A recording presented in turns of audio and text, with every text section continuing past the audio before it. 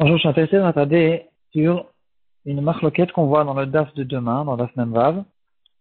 Il y avait une marloquette entre Rabbi Dossa et Chachamim, à savoir, est-ce qu'un Kohen simple, il a la possibilité de mettre les habits du Kohen Gadol, que le Kohen Gadol mettait pendant Yom Kippour, est-ce que le Kohen simple a la possibilité de mettre ses habits dans un jour simple, au courant de l'année? Rabbi Dossa, il dit, oui, pourquoi pas, c'est de bons habits, ils sont kshérim, il n'y a pas de problème. Chachamim, ils disent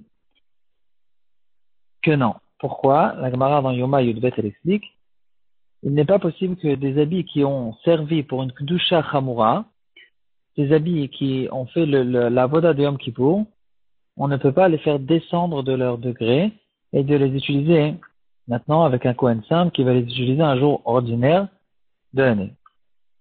Il y a certains qui étaient intéressés de prendre cette Gemara aussi pour donner un grand chidouche d'une nouvelle halakha qui nous concerne à nous tous.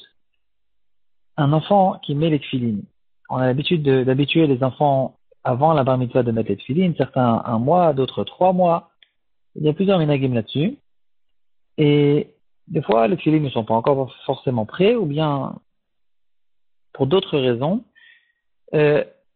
on donne à cet enfant des tefilines qui ont servi un adulte. Est-ce qu'il y a un problème avec ça? Et certains étaient intéressés de prouver de notre Gemara que de la même manière que on ne peut pas donner à un Kohen simple des habits du Kohen Gadol pour ne pas les faire descendre de leur gdusha, alors quelle est la différence?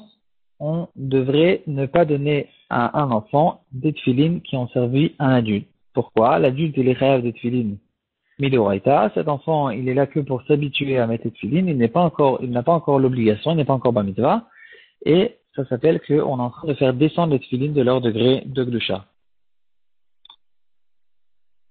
Une autre preuve qui était intéressée, ceux qui voulaient donner ce chidouche, la Gemara, elle dit Katan, lorsque la Gemara, elle parle du chinour, des mitzvot qu'on a l'habitude de faire habituer aux enfants avant la bar mitzvah, le terme de la Gemara, il est Katan aviv lokiach lo tefilin. Un Katan, son père lui prendra des tefilin, c'est-à-dire il va lui acheter des tefilin.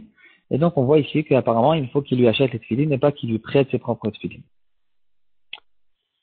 La majorité des poskim ne sont pas du tout d'accord avec ce chidouche. Ils disent que c'est pas du tout de ça qu'on parle et qu'il faut quand même expliquer quelle est la différence entre les habits des Kohanim et ces tefilin.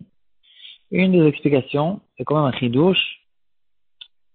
Une des explications qui a été donnée, c'est que dans les habits des Kohanim, on parle d'une histoire d'habits. On ne parle pas d'un objet qui sert pour une mitzvah. Un habit, il porte le nom de la chose pourquoi il a servi. C'est-à-dire, on sait, par exemple, on dit, ça c'est une veste de Shabbat, ça c'est une veste, ça c'est, par exemple, dans notre cas, c'est la veste du Kohen Gadol. Donc, ces habits, ils portent le nom du Kohen Gadol.